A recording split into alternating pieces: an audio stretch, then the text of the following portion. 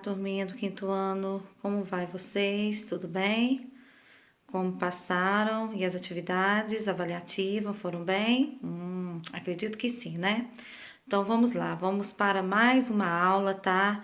Hoje nós vamos começar, né, o nosso segundo bimestre, ok?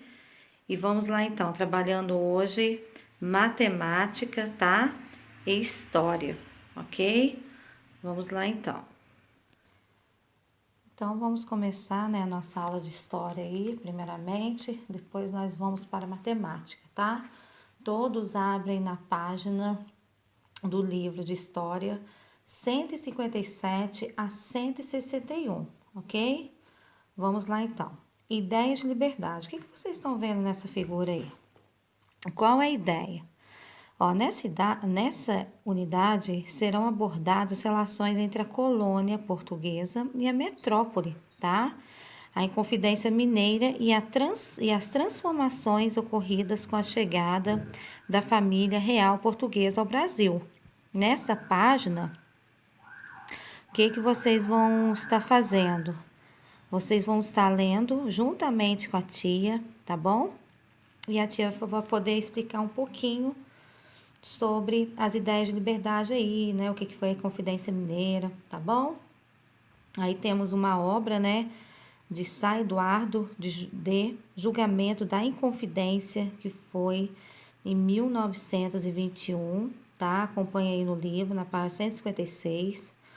Olhos sobre a tela, Museu Histórico Nacional do Rio de Janeiro, tá?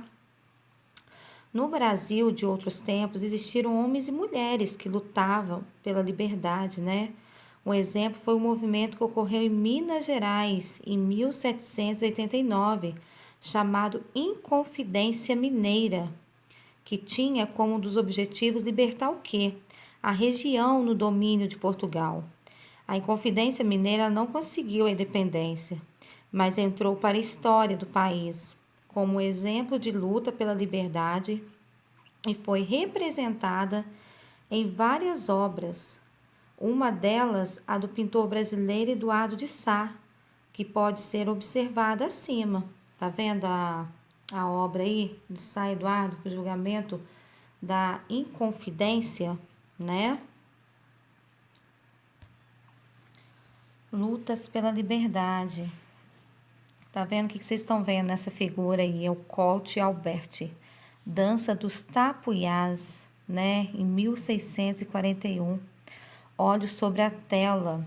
E fica no Museu Nacional de Dinamarca, Copenhague. É um detalhe aí, né? O que essa figura retrata? Os indígenas Cariri, conhecido como Tapuiás, tá? Eles resistiram à colonização dos portugueses em suas terras. A imagem representa homens, tá? Tapuiás em uma dança em que se preparavam para guerrear. Os confrontos entre Tapuiás e os colonizadores portugueses e duravam cerca de 20 anos, tá? As lutas pela liberdade já ocorria nas sociedades indígenas, na verdade, né? Quando os colonizadores não respeitavam o jeito de viver dos nativos, impondo-lhes suas leis e religião para continuar em suas terras, campos e matas, mantendo seus hábitos e costumes. Os indígenas rebelaram-se contra os colonizadores ou homens brancos. Na verdade, as lutas por liberdade também aconteceram entre os brasileiros, né, que constituíam a nossa sociedade. No século XVIII, entre 1701 a 1800, os brancos, negros, indígenas e mestiços formavam a população que vivia na colônia. E no decorrer dos anos, muitas dessas pessoas estavam o quê? Insatisfeitas. Insatisfeitas por quê? Com as determinações de Portugal, tá? Observe o quadro abaixo aí para conhecer algumas dessas determinações. Quais foram essas determinações? Olha no quadro aí na página 157. Desde as primeiras décadas do século XVI até os primeiros tempos do século XIX, 1801 a 1900, Portugal mantinham a colônia sob sua tutela, explorando a riqueza e impondo leis que vinham do reino. Proibia nela o funcionamento de indústrias e manufaturas na colônia, cobrava impostos, que era chamado quinto, né, sobre todo o ouro extraído, não permitia o comércio da colônia com os outros reinos, apenas os portugueses podiam aportar no litoral brasileiro e negociar com os senhores de engenho. Acredita? Como que era, né? Então, essas foram as determinações, né, ocorridas na época. Agora eu vou falar um pouquinho sobre o Pacto Colonial, né? Lá na página 158, né? O Pacto Colonial eram as relações entre o Portugal e suas colônias, né? Eram reguladas pelo quê? Pelo Pacto Colonial, tá? Isso que significava o quê? Que as colônias deveriam enviar suas riquezas, né, naturais e matérias-primas para a metrópole e dela comprar os produtos manufaturados, tá? Observe o esquema aí que mostra como funcionava o Pacto Colonial. Tá vendo aqui, ó? Temos o Brasil, né? É a colônia, a terra conquistada, explorada e dominada por um reino. Não tinha leis e nem governo próprios, tá? Ó, tá vendo? Do Brasil ia para onde? Portugal, metrópole, reino que conquistava territórios e explorava riquezas, tinha interesse em obter lucros, ok? Tá vendo, né, ó? E depois disso, ó, voltava para o Brasil, né? Tá vendo, né? Aí mostra um pouquinho como funcionava o pacto colonial, né? Pegava as suas riquezas naturais, matérias-primas, né, para as metrópoles que tá aqui, e dela comprava os produtos, né? As colônias, na verdade, as colônias deveriam enviar suas riquezas, ó, naturais, tá? E transportava tudo, ó, para Portugal, tá? Enviava suas riquezas naturais, matérias-primas para a metrópole e dela comprava os produtos manufaturados, tá? Ó. Esse é um pouquinho sobre né, a explicação um pouco sobre o pacto colonial, como funcionava aí, né? Como vocês estão vendo aí, tá? Inconfidência Mineira. Em vários locais da colônia, em diferentes épocas, houve manifestações de descontentamento contra as determinações de Portugal, como no Maranhão em 1684, em Pernambuco em 1710, em Minas Gerais em 1789 e entre outros. Em Minas Gerais, por ocasião da descoberta das minas, o rei de Portugal passou a controlar a exploração do ouro. Para tanto, ordenou que fossem criadas casas de fundição e sedes administrativas. Nas casas de fundição era retirado um quinto de todo o selo e enviado a Portugal. Com o passar dos anos, a quantidade de ouro nas minas foi diminuindo. Com isso, os habitantes da colônia não podiam mais satisfazer as exigências da coroa. Assim, foi surgindo um grande descontentamento entre a população que morava na região mineradora. Os impostos atrasados, ou seja, a quinta parte do ouro que não era paga, já somava uma grande quantia e sua cobrança provocaria a falência dos mineiros. Mesmo assim, o rei exigiu seu pagamento. Havia o dia da derrama e que se cobrava o quê? Se cobrava os impostos em atraso, né? No qual toda a população deveria contribuir de acordo com suas posses, para saldar a dívida com a coroa. Tal medida provocou um movimento denominado Inconfidência Mineira, que tinha por finalidade tornar Minas Gerais independente do domínio de Portugal.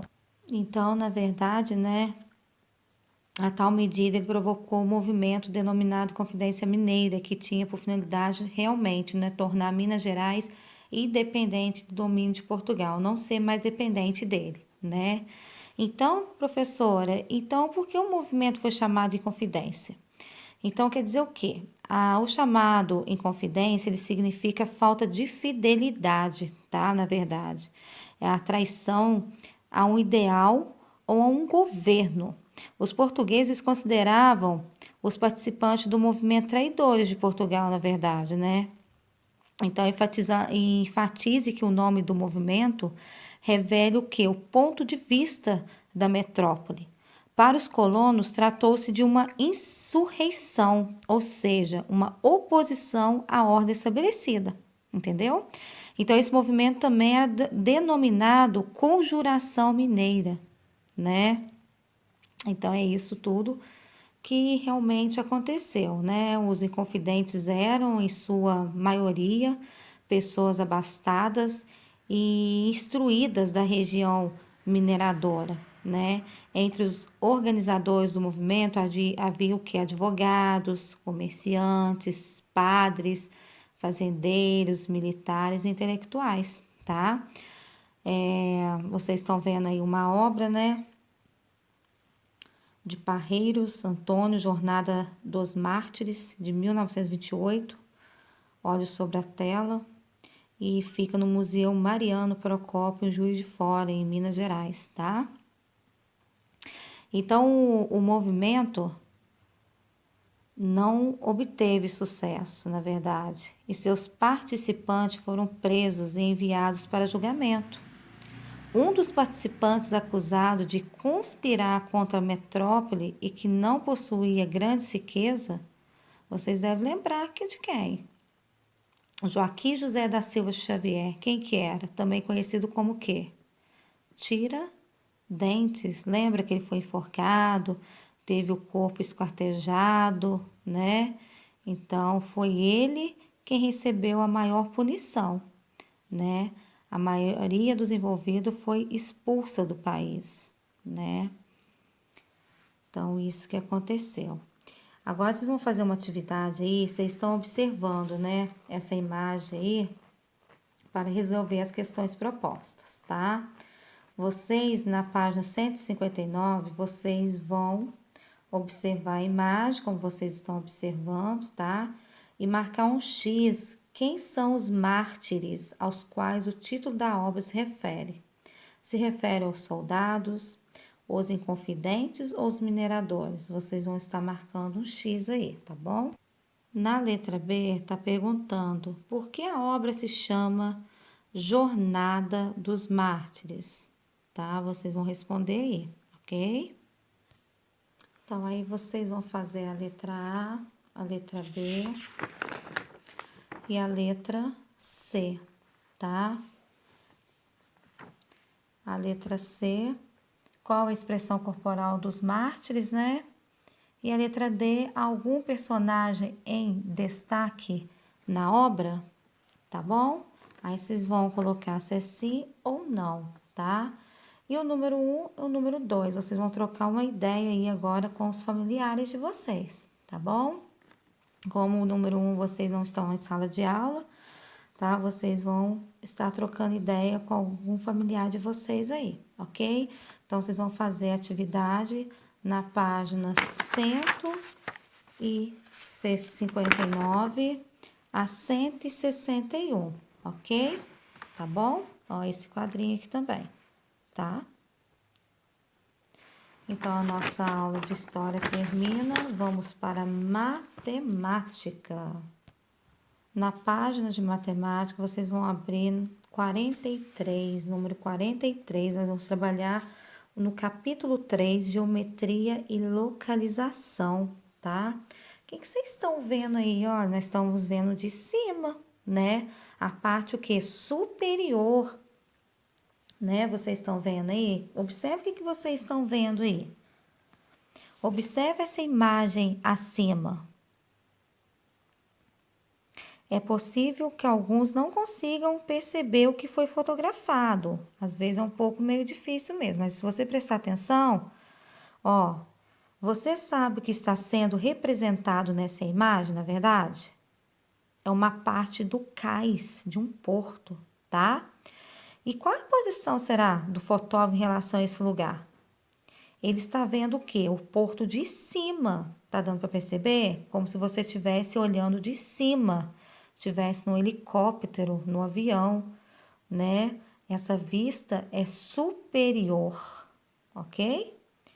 E se o fotógrafo estivesse em outra posição, seria mais fácil descobrir o que foi fotografado? Será que se estivesse do lado, de lado ou de frente, daria para perceber melhor? Tem várias posições, né? Vocês veem que é de cima para baixo, de baixo para cima, não é verdade? De lado, né? Então, hoje nós vamos trabalhar a geometria localização, tá? A forma como representamos o objeto depende da posição que ocupamos em relação a esse objeto, né? Se ele está representado assim, a gente está vendo ele de vista do quê? Na imagem, o quê? A parte da vista superior, né? Agora na página 44, ideia de ângulo. O que aconteceu na ilustração? O que descreve que está acontecendo na ilustração a seguir? O que vocês estão vendo aí? Observe as diferentes posições em que a menina está. Ela estava virada, não estava? Depois deu uma meia viradinha lá, tá vendo? Depois ela virou meia volta. Tá vendo as posições dela? Cada hora ela tá com uma posição diferente, né, ó? Ela deu uma volta completa, pois retornou à posição inicial, até chegar lá no finalzinho. Você vê que ela foi virando, ó. Foi virando aos poucos, pelo meio, né? Deu a meia volta completa, né? E depois ela voltou o quê? A sua posição inicial. Então, quer dizer o quê? Que daqui ela começou a rodar, deu a meia volta, né? E depois ela deu a volta o quê? Completa. Ela girou o corpo todo, né? Além da ideia do giro, podemos associar ângulos à abertura. Quanto maior a abertura, maior o quê? O ângulo. É verdade, não é? Olha essas duas imagens aqui, ó. As imagens de dois leques. Elas apresentam aberturas diferentes, né? Abertura maior, que é a primeira figura aqui, um leque. E o segundo leque com abertura o quê? Menor, né? Ó, tá vendo esse ângulo aqui? Representamos ângulos dessa fórmula, ó. Esse é um ângulo aberto, não é? Ele é um ângulo maior. E esse ângulo aqui, ele é mais fechadinho, né? É mais de que 180 graus, não é verdade? Podemos associar também os ângulos à fração de uma volta. Tá vendo aí na página 45? Temos a volta completa, quando a pessoa dá a volta completa. A meia volta, ó, meia lua aqui, ó, tá? Que ela não deu a volta completa. Essa é o quê? É um quarto de volta, ó. Um quarto de volta. Tá vendo, ó? Tá? Menos que a metade aqui, ó. Tá? E depois o terço, o 3/4 de volta. É um quarto, 3/4 de volta. Olha como que é o 3/4 de volta. Quase a volta toda, para completar um pouquinho lá, né?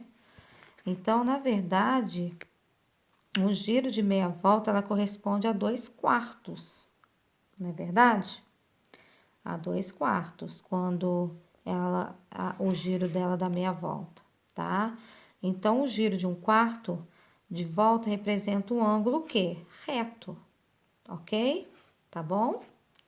Então, nessa atividade, em cada item está assinado o ângulo maior, que é de 180 graus, e o menor ângulo. Então, vocês vão assinalar na número 1, a letra A, na página 45, o ângulo, ó. Temos o quê? Esse ângulo aqui e o ângulo menor, certo? Então, vocês vão assinalar, fazer um xizinho, tá? nesse ângulo ou nesse daqui. Qual que é o maior, ok? Se é o primeiro ou se é o segundo, ok? E na letra C é a mesma coisa, na letra B é a mesma coisa, perdão, tá? Vocês vão assinalar o qual que é o maior ângulo, se é o primeiro ou o segundo. No número 2, vocês vão observar as imagens, tá vendo as imagens aí? Tem um bonequinho aí, não tem? Um menininho? Então, vocês vão observar as imagens, indicar a fração da volta representada em cada giro dele, tá? Qual posição que ele está? Posição, ele tem dois tipos de posição ali. A posição A, que ele está de frente, a posição B, que ele está de ladinho, certo? Eu quero saber o giro dele, se ele deu meia volta, se deu um quarto de volta, ou se ele deu a volta inteira, se ele deu a meia volta. Vocês vão observar e indicar essa fração para mim, tá bom? De volta, ok? Agora, vocês vão fazer o seguinte. No número 3, vocês vão retirar o círculo do material de apoio, tá? Para fazer o seu medidor de ângulo reto, tá? Siga as instruções. Vocês vão seguir instruções de acordo com o que está no livro aí. Vocês vão lá na página 175. Ó, vocês vão lá no finalzinho do livro, vocês vão destacar, tá? Ó, essa folhinha aqui. Destacou, vocês vão recortar em volta do círculo, ok? Tá vendo aqui, onde está pontilhado, vocês vão recortar e depois nesse risco, tá? Do meio, vocês vão dobrar conforme está lá. Vamos voltar lá para a página de novo. Depois que vocês tiverem feito isso, destacado, recortado em círculo, vocês, ó, depois de recortar o círculo, dobre-o ao meio em uma das linhas traçadas, ok? De acordo com a tia tinha falado. Dobre-o novamente ao meio, tá? Olha como que fica. Ficando com a forma de um quarto de volta. Ele vai ficar bem pequenininho. Ó, primeiro ele fica igual um pastelzinho, tá vendo? Depois você dobra ele no meio de novo, conforme está indicando, tá? Ele vai ficar um quarto de volta, tá? Depois vocês vão colocar o seu medidor de ângulos retos sobre os ângulos que queira comparar, tá vendo? Aí é um caderno, vocês vão colocar bem na lateral do livro aqui ou do caderno para vocês fazerem medição. Se ele é um ângulo, se ele é um ângulo maior, se é um ângulo pequeno, não é verdade? Então, vocês podem fazer a medição com ele, ok? O que vocês vão fazer aí, ó? Agora, use o seu medidor de ângulos, vai lá na página 47, tá? Em alguns objetos da sala, vamos supor, vocês não estão na sala de aula, mas vocês vão medir aí na casa de vocês, tá? Indique dois que apresentam, vamos supor, dois objetos aí na sala de vocês ou no quarto, qualquer lugar, tá bom? Um ângulo reto, tá? Então, vocês vão pegar esse medidor que vocês acabaram de fazer e vão fazer a medição, tá bom? Tem um ângulo reto, tá? Que é aquele que a tia explicou, tá? Que é esse número 4, vocês vão colocar, tá? Na verdade, vão observar os polígonos, número 4, a seguir. E usando o seu medidor de ângulos, tá? Vocês vão medir seu ângulo reto. Verifique qual deles apresenta todos os ângulos retos e assinale um X. Então, vocês vão colocar o medidor sobre todos os cantos dos polígonos, tá? E apresentar, além de apresentar os 4 lados com a mesma medida. Gente, agora na questão número 4, vocês vão observar os polígonos a seguir e, usando o seu medidor de ângulos, verifique, tá, qual deles apresenta todos os ângulos retos e assinale com um X, ok? Se é a primeira figura, se é a segunda ou se é a terceira. Mede, tá, com o medidor com o medidor que vocês acabaram de fazer aí, meçam, tá, os polígonos, tá? De cada canto do polígono, tá bom? Para ver se ele é um ângulo reto ou não, tá bom? Agora vamos para número 5.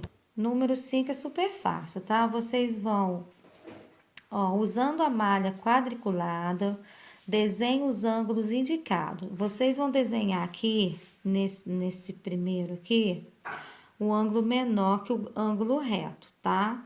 Aqui vocês vão desenhar um ângulo reto e um ângulo maior que o ângulo reto, ok? Façam, tá? Com bastante atenção, essa na página 47, ok? Então, a tia fica por aqui. Até mais, tá bom? Beijos.